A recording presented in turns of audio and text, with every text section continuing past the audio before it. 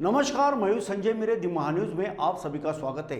6 विधानसभा से सावरकर गौरव यात्रा का समापन नागपुर के शंकर नगर चौक में किया गया, जहां पे हजारों की तादाद में सावरकर गौरव यात्रा में सम्मिलित सभी सदस्य और कार्यकर्ता बड़ी संख्या में मौजूद थे। इस मौके पर राष्ट्रवाद के बटवृक्ष का बीजारोहण भी नागपुर की धरती से हुआ है। ऐसी बात भी इस समय में भारतीय जनता पार्टी के वरिष्ठ नेता सुधांशु त्रिवेदी इन्होंने कही है। इस समय में मंच पर केंद्रीय मंत्री नितिन गडकरी के अलावा राज्य के उप मुख्यमंत्री देवेंद्र फडणवीस खास तौर पर मौजूद थे। इस मौके पर सावरकर गौरव यात्रा के कई सदस्यों ने दी महान्यूज को जानकारी दी है। तो दर्शकों, हम आपको सीधा लेकर चलते नागपुर के शंकर नगर में, जहां पे कार्यकर्ता बड़ी संख्या में दी महान्यूज से बातचीत करते हुए दिखाई दे रहे हैं। हिंदुत्व का विषय तो सिर्फ सावरकर जी ने दिया, 100 साल पुराना था। मगर ये बताइए, जो लोग ये कहें कि हिंदुत्व का विषय सिर्फ 100 वर्ष पुराना था, मुझे लगता है कि उन्हें भारतीय इतिहास की जानकारी नहीं है। और कम से कम महाराष्ट्र की धरती पे आकर अगर वो देखें तो 350 साल पहले छत्रपति शिवाजी महाराज के नेतृत्व में जो हिंदवी स्वराज्य बना था, और उसके बाद जो हिंदू पद पातशाही के रूप में कर्नाटक आज से लेके और आज के पानीपत तक जो साम्राज्य था, अगर किसी को उसमें हिंदुत्व नजर नहीं आता था तो मैं उनको याद दिलाना चाहता हूं कि छत्रपति शिवाजी महाराज के साम्राज्य के लिए जहां से वीर सावरकर जी प्रेरणा लेते थे, उनके राज कवि भूषण ने क्या कहा था कि राखी हिंदुवानी हिंदुवान का तिलक राखो, राखी हिंदुवानी हिंदुवान का तिलक राखो, स्मृति पुराण राखो वेद धुन सुनी में, और शाही के सपूत शिवराज शमशीर तेरी दिल्ली दल दाब के दीवाल राखो दूनी में। अब अगर हिंदू और हिंदुवानी शब्द में आपको हिंदुत्व तो समझ में नहीं आता, तो मुझे लगता है कि उनकी बुद्धि के ऊपर तरस आने की बात है। दर्शकों नमस्कार, इस समय में दी महान्यूज की टीम शंकर नगर में हम आपको बता दें कि स्वतंत्रवीर सावरकर गौरव यात्रा का एक आयोजन किया गया था, जो 6 विधानसभा में से यह गौरव यात्रा धीरे धीरे यहाँ पे पहुँच रही है। आप देख सकते हो कि इस समय में हजारों की तादाद में यहाँ पे सभी सावरकर भक्त यहाँ पे मौजूद है। और यहाँ पे ये भी देखा गया है कि यहाँ पे एक कस्टडी बताई है, जेल बताई गई है, जहाँ पे सावर जी के ऊपर में जिस प्रकार का अन्य अत्याचार अंग्रेज सल्तनत ने जो की थी, वो भी यहाँ पे बताया जा रहा है। यहाँ स्टेज भी लगा है और इस समय में कुछ हमारे साथ में पदाधिकारी लोग हैं, उनसे जानना चाहेंगे। गोविंद जी शेंडे साहब है विश्व हिंदू परिषद के, उनसे जानना चाहेंगे। गोविंद जी, जिस प्रकार से आज ये जो 6 विधानसभा से जो रैली है यहाँ पे आ रही है, जिसे गौरव यात्रा कहते हैं, क्या कहना चाहोगे कि उन्हें हर किसी के एक कैप लगाया है जिसको कहा गया है कि मी सावरकर, मैं सावरकर, आपने भी लगाया, कितना गर्व महसूस करते हो? ऐसा है, सावरकर हमारा अभिमान है, सावरकर हमारा गर्व है, सावरकर हमारे लिए सब कुछ है। और इस सावरकर का अपमान इस भारत की भूमि के ऊपर कुछ लोगों के द्वारा बारंबार करते चले आ रहे हैं। हमें देखा कि विशिष्ट प्रकार के लोग सावरकर के बारे में अनाप शनाप बातें करते हैं। उनको कहीं माफीवीर कहा, अरे सावरकर के बारे में तुम जानते नहीं हो, और सावरकर के बारे में कुछ कहने की तुम्हारी औकात भी नहीं है। सावरकर के नाखून की बराबरी तुम कर नहीं सकते। सावरकर त्याग है, सावरकर बलिदान है, सावरकर समर्पण है, सावरकर देशभक्ति है, सावरकर तड़मड़ है, सावरकर इच्छा है, सावरकर भक्ति है। सावरकर के बारे में तुम क्या जानो? जो सावरकर अपने समुद्र से निवेदन करता है कि जिस मातृभूमि को तू जाकर के प्रणाम करता है, मेरा भी प्रणाम उसको जाकर के बता। मैं दुर्भाग्यशाली हूं कि इस ओर बैठा हूं और उस ओर तू है, तेरे कारण मैं तेरे को स्पर्श करके भी मैं अपनी मातृभूमि को स्पर्श नहीं कर सकता। ऐसी तड़मड़ जिसके मन के अंदर है, इस गीत के अंदर प्रस्तुत होती कि सागरा प्राण तड़मड़ला।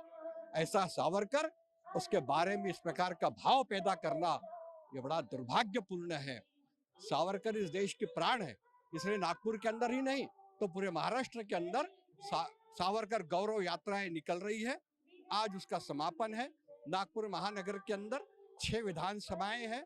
6 विधानसभाओं से बड़े बड़ी मोटरसाइकिल रैलियों के माध्यम से सावरकर प्रतिमा के सामने यहाँ पर एकत्रीकरण होगा, जहाँ पर एक सभा का आयोजन किया गया है जिसमें माननीय नितिन जी गडकरी, हमारे उप मुख्यमंत्री देवेंद्र जी यहाँ उपस्थित रहेंगे, वो सबको संबोधित करेंगे। क्या कहना चाहते हो? स्वतंत्र वीर सावरकर के बारे में बोलने के लिए मेरे शब्द बहुत कम है मेरे पास में, क्योंकि उनकी कद इतना बड़ा है कि हमारे पास उतना शब्द ही नहीं है बोलने को।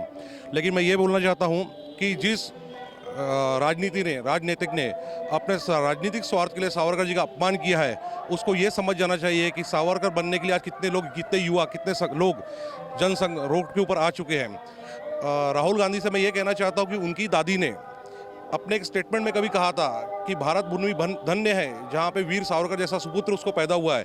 उसने मात्र श्री सावर जी का ही नहीं, अपनी दादी का भी अपमान किया हुआ है। बिल्कुल बिल्कुल, और भी कुछ यहाँ पे लोग हैं, उनसे जानना चाहेंगे। आप जुड़े रहिए हमसे, क्या कहना चाहते हो सर? तर मला असं सांगायचं वाटेल, जे आजकाल सावरकराच्या संदर्भामध्ये गांधी परिवाराच्या तर्फे बोलले जाते आणि वेगवेगळ्या प्रकारची टिप्पणी करून त्या स्वातंत्र्य सैनिकाचा अपमान केला जाते, तर मला यावर असं बोललं वाटते की देशाच्या स्वातंत्र्यासाठी ज्या लोकांनी प्रयत्न केले, तर गांधी परिवाराची अशी इच्छा आहे की सगळ्या स्वातंत्र्याचे श्रेय आपल्या घरीच भरायचं आहे। त्या स्वातंत्र्याचे श्रेय इतराला कोणीही द्यायचं नाही, कोणालाही द्यायचं नाही आहे। फक्त देशाच्या स्वातंत्र्यासाठी गांधी परिवाराचंच योगदान आहे, बाकी दुसऱ्यांनी कोणीच प्रयत्न केलेले नाही आहेत। स्वातंत्र्यवीर सावरकरांनी 2010 पासून तर 21 पर्यंत त्यांनी कारागृहामध्ये बंदिवास सहन केला, अनेक प्रकारचे यातना सहन केल्या, याची त्या लोकांना कदरच नाही आहे। क्या आपको लगता है कि भारत रत्न देना चाहिए? हो, कारण सावरकरांना जे तीनदा जे जन्मठेप झाली आहे आणि त्यांनी ती बिना काही तक्रार न करता त्यांनी ती भोगलेली आहे, तर लोकांना त्यातूनच त्याची डेप्थ कळायला हवी की सावरकर किती महान होते। आणि आज तुम्ही सावरकरांवर शिंतोडे उडवत आहे फक्त क्रेडिटसाठी। त्याच्यामुळे सावरकरांना भारतरत्न मिळायलाच हवं ही आमची प्रामाणिक इच्छा आहे। धन्यवाद। माझं एवढंच म्हणणं आहे की जसं म्हटलं जातं की घर घर शिवाजी महाराज का जन्म होना चाहिए, वैसे ही घर घर में सावरकर जी के विचार बच्चों को देना चाहिए, उनको प्रेरित करना चाहिए कि क्या सावरकर थे, उनके बारे में उनको जानकारी देने की बहुत ज़रूरत है। वीर सावरकर हमारे हिंदू हृदय सम्राट थे। उनको एक ही जीवन में 25-25 साल की दो बार सजाएं हुई थी। वो इतनी यातनाएं सहने के बाद में भी अपने भारतवर्ष के लिए इतने लड़े, और अंडमान निकोबार में उनको जो कारागृह में सजा हुई थी, और वो सजा होने के बाद में भी आज राहुल गांधी जी जैसे लोग हमारे वीर सावरकर के बारे में एक शब्द भी ऐसा बोलते हैं, वो उनके बाल के एक रोंगटे के बराबर नहीं है। ये बात उनको खातिरी लेना चाहिए, और जो भी बात बोलते हैं उसके लिए माफ़ी मांगना चाहिए, क्योंकि वीर सावरकर हमारे महाराष्ट्र के नहीं पूरे देश भर के अभिमान का प्रतीक है वो। बिल्कुल, तो आप देख सकते कि 6 विधानसभा से ये जो गौरव यात्रा है यहाँ पे धीरे धीरे पहुँच रही है। यहाँ पे हज़ारों की तादाद में, यानी जिधर भी हमारी नज़र जाती है, मी सावरकर नाम की कैप पहने ये तमाम लोग आज यहाँ पे आए हुए हैं। इन्होंने कहा है कि विनायक दामोदर सावरकर जी इन्हें भारत रत्न से सम्मानित भारत सरकार करे, ये मांग उन्होंने की है। साथ ही साथ सावरकर को अब तक के कांग्रेस ने ना जाना है, ना पहचाना है, ना उन्हें कोई भी किसी भी बात का कोई इतिहास नहीं है, ऐसा उन्होंने कहा है।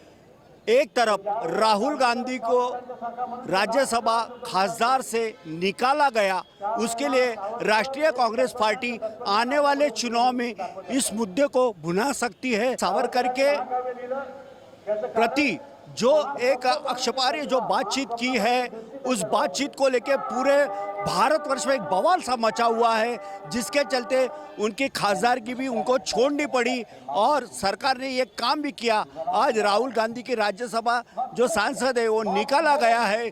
आने वाले 2024 के चुनाव में राष्ट्रीय कांग्रेस पार्टी इसी मुद्दे को लेकर चुनाव का आगे जाते हैं क्या, या 2024 में जो चुनाव होंगे उसके लिए भारतीय जनता पार्टी सावरकर के मुद्दों को लेकर आगे जाएगी क्या, अब ये देखने वाली बात होगी। मुद्दा कोई भी हो, लेकिन इस प्रकार के कामकाज आज पूरे भारतवर्ष में हो रहे हैं, और कहीं ना कहीं हर कोई एक दूसरे के ऊपर में ये कीचड़ उछालने का काम कर रहा है, जिसका खामियाजा भारत के 125 करोड़ लोगों को भुगतना पड़ रहा है। इसलिए कोई भी पार्टी का राजनेता हो इस ओर ध्यान दे और इस सरकार को, इस देश के नागरिकों को एकजुट रखने के लिए, सभी जाति धर्म पंथ का सम्मान करने के लिए सबको प्रेरित करे, यही समय की मांग है। नागपुर के शंकरनगर चौक से कैमरा पर्सन सुभाष बुटले के साथ संजय मिरे, दी महान्यूज नागपुर।